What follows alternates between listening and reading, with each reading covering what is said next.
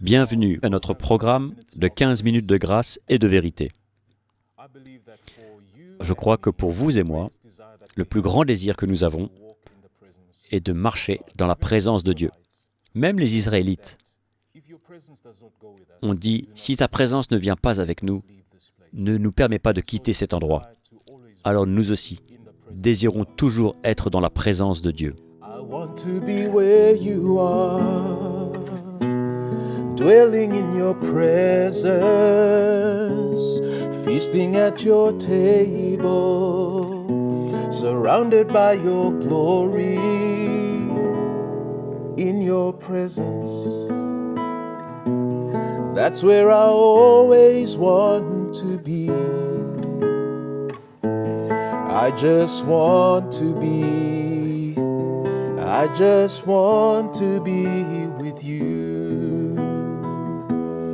I just want to be where you are, dwelling daily in your presence. I don't want to worship from afar. Draw me near to where you are. I want to be where you are, dwelling in your presence, feasting at your table, surrounded by your glory, in your presence. That's where I always want to be. I just want to be. I just want to be with you. I just want to be. I just want to be with you.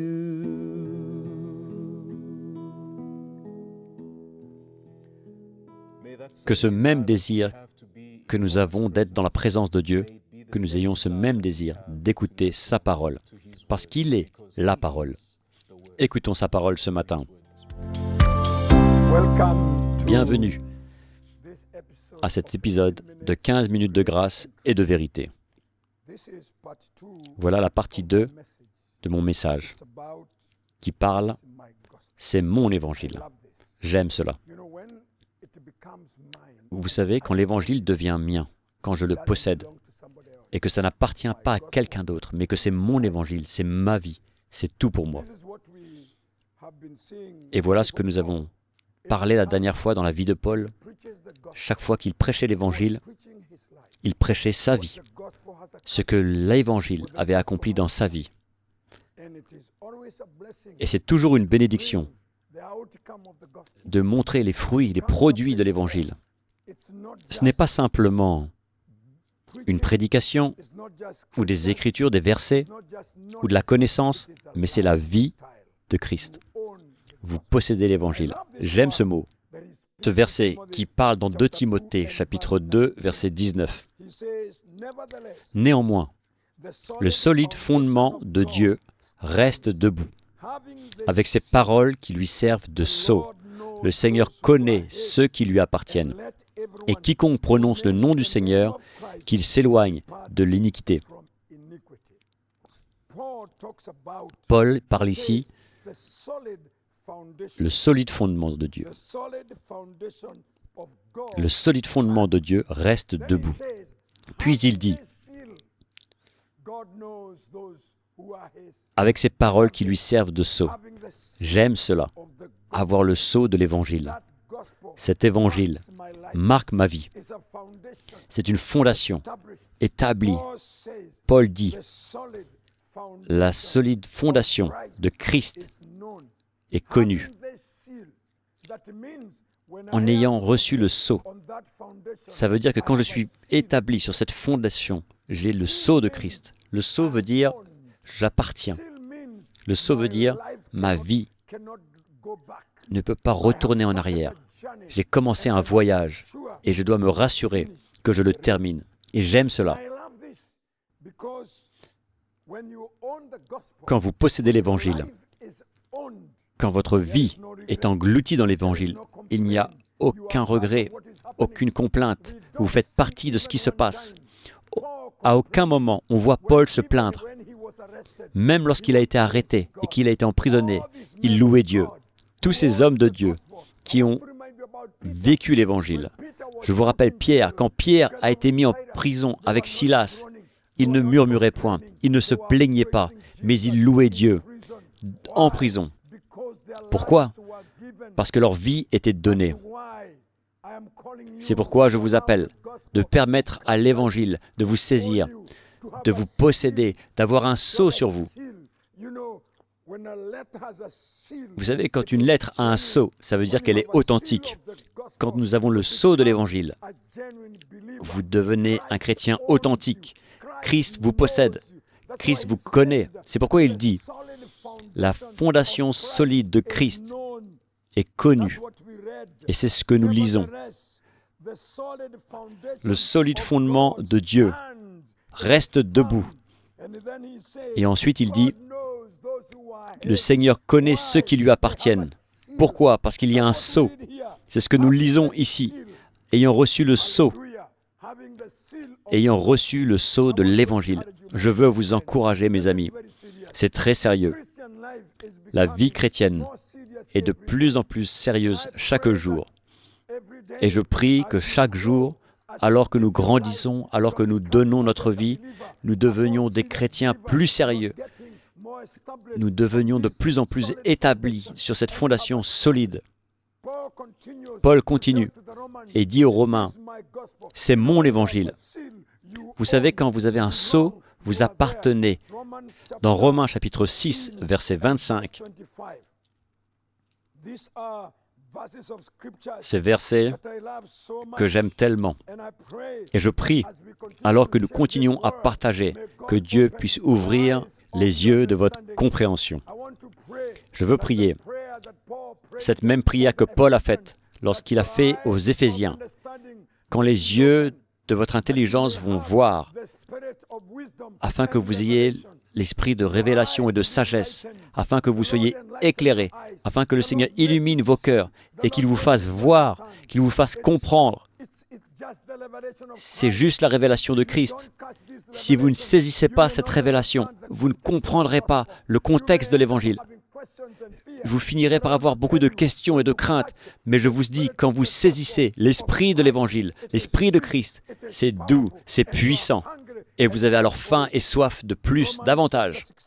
Romains chapitre 16, verset 25, « À celui qui peut vous affermir selon mon Évangile et la prédication de Jésus-Christ, conformément à la révélation du mystère caché pendant des siècles. »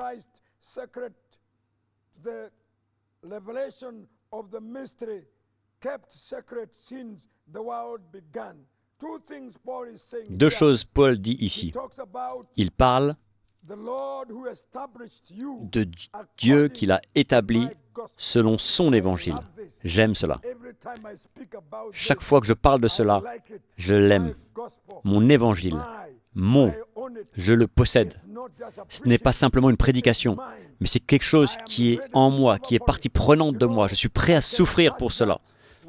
Je peux attacher cela au livre de Philippiens, chapitre 1. Chaque fois que je partage, d'autres versets viennent à mon cœur.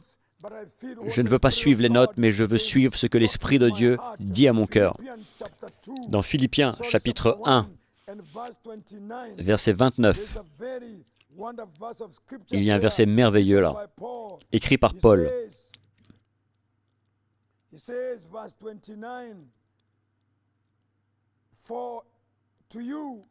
Car il vous a été fait la grâce par rapport à Christ, non seulement de croire en lui, mais encore de souffrir pour lui.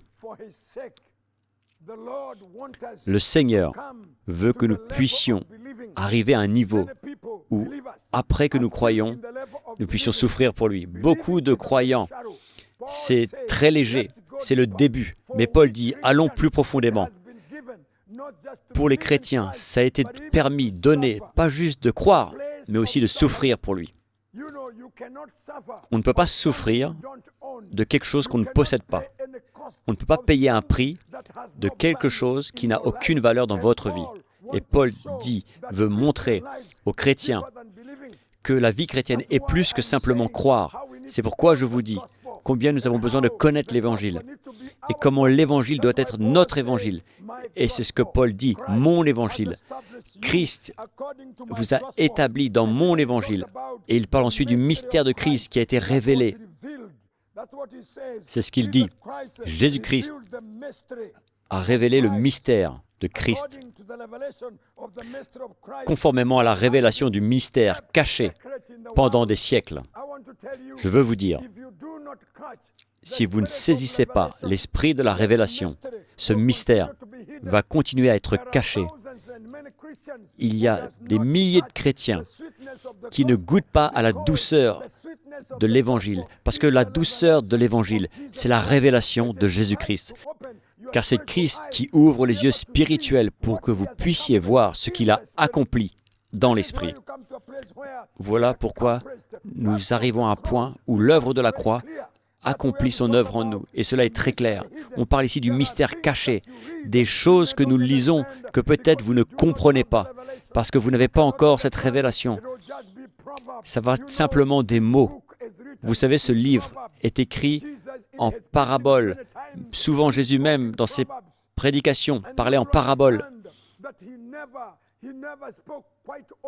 Et très souvent, il ne parlait pas très clairement aux multitudes, mais il leur parlait en parabole. Mais quand il parle à l'Église, quand les 12 disciples l'ont suivi, la Bible nous dit, il révélait les mystères du royaume, il leur enseignait, il leur montrait les trésors cachés, il leur parlait des trésors célestes, les choses qui ne peuvent pas être données à des bébés. Je veux vous dire, désirez de saisir l'Évangile, de saisir l'esprit de l'Évangile, afin que vous puissiez saisir, posséder l'Évangile et d'aller en plus grande profondeur dans sa parole. Paul était venu à ce point de maturité où sa vie était entièrement engloutie. Il dit alors « mon Évangile ». Ah, j'aime cela. Il écrit encore dans Romains chapitre 2 et au verset 16. Paul répète « c'est ce qui paraîtra au jour où, selon mon Évangile, Dieu jugera par Jésus-Christ les actions secrètes des hommes. » Selon mon Évangile, je vous dis,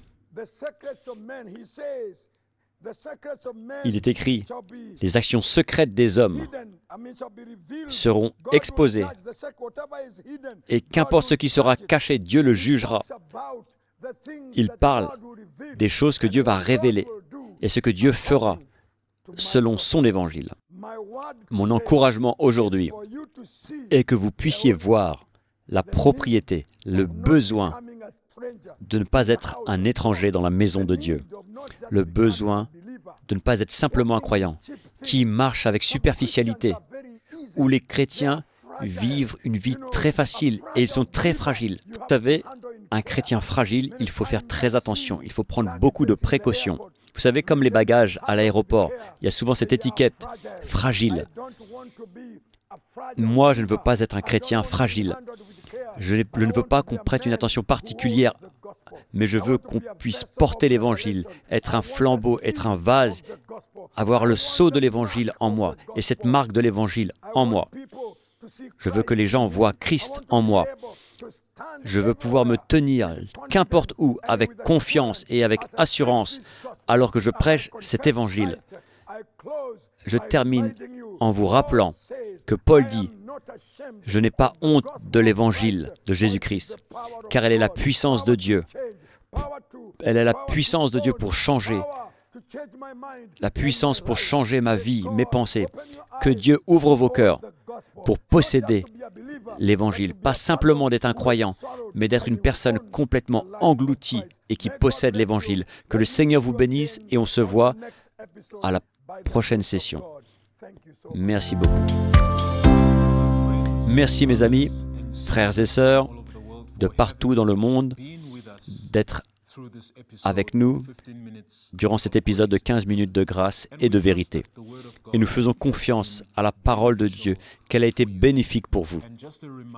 Et juste un petit rappel que la parole de Dieu est quelque chose que nous ne devons pas oublier, mais que nous devons chérir, garder dans notre cœur. Écoutons à nouveau, partageons ces vidéos, afin qu'eux aussi soient encouragés. Je veux vous inviter à vous abonner à la chaîne et d'activer les notifications afin de ne rien manquer des dernières vidéos qui sortiront. Nous voulons aussi vous inviter à nous écrire. Laissez-nous savoir comment les choses se passent, votre marche, votre parcours avec le Seigneur et les challenges que vous faites face. Nous ne sommes pas ici simplement pour vous donner un message, mais nous sommes concernés par votre vie. Nous voulons prendre soin de vous. Merci de nous écrire. Vous verrez sur l'écran une adresse s'afficher et vous pourrez alors nous écrire. Et pour maintenant, nous vous disons au revoir et à la prochaine fois. Merci.